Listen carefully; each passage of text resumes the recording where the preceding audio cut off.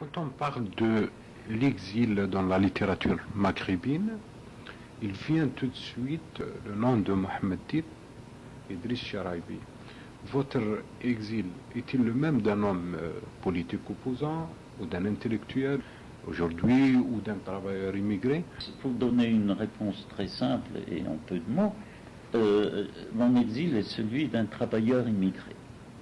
Je n'ai pas trouvé, malgré tout ce que j'ai fait, enfin, je l'ai déjà déclaré, je n'ai pas trouvé dans mon pays, après l'indépendance, des possibilités, après des démarches, etc. Je n'ai pas trouvé donc ma place là-bas, malgré les promesses, malgré des démarches et des promesses.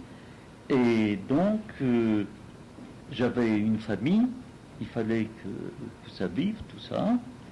J'avais même proposé l'édition de mes livres là-bas. Et là, tout à l'heure, je vais vous montrer les contrats et l'année de contrat.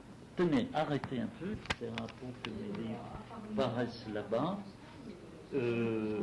Et ça, après plusieurs démarches. En quelle année ça? Ça, c'est relativement récent encore. Le 81. Oui. Et il y a des choses plus anciennes.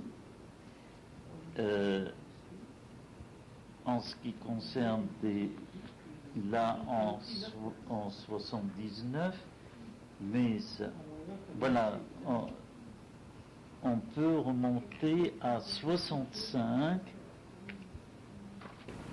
Il y a eu des réponses ou non, ou jamais? Vous avez reçu une réponse d'un responsable en Algérie? Jamais. Vous avez écrit pour l'édition? Je n'ai pas écrit, je suis allé en Algérie plusieurs fois. Plusieurs fois. Plusieurs fois. Et j'ai rencontré à la fois les responsables de la SNED de l'époque et des ministres. Et en même temps, évidemment, si vous voulez, j'ai proposé mes services sans rien réclamer de spécial, par un traitement de faveur en tout cas. Et donc, j'ai été bien accueilli, ça, je dois à la vérité de dire que j'ai été donc bien. C'est en quelle année ça? Ça remonte aux premières années de l'indépendance.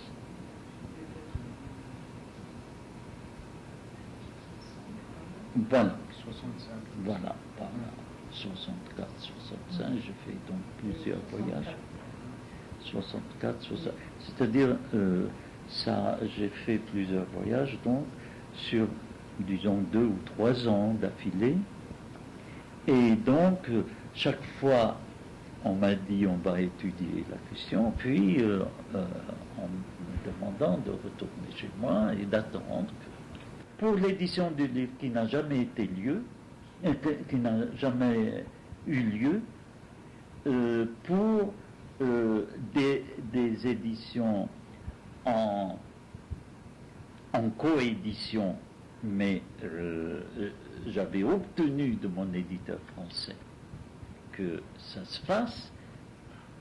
Et mon calcul était le suivant: au lieu que l'Algérie achète au prix fort des livres à l'édition en France, imprimés en Algérie et donc vendus à des prix plus accessibles en Algérie, et le pays aurait bénéficié. Et c'est l'objet de ces contrats. Voilà, 3 contrats pour commencer. Et je proposais, en plus de ces coéditions, je proposais l'édition d'œuvres originales qui étaient donc, qui n'ont jamais été encore publiées. Je n'ai pas eu de réponse à rien. De toute façon, si j'avais eu des réponses, j'aurais eu des comptes, etc. là-dessus.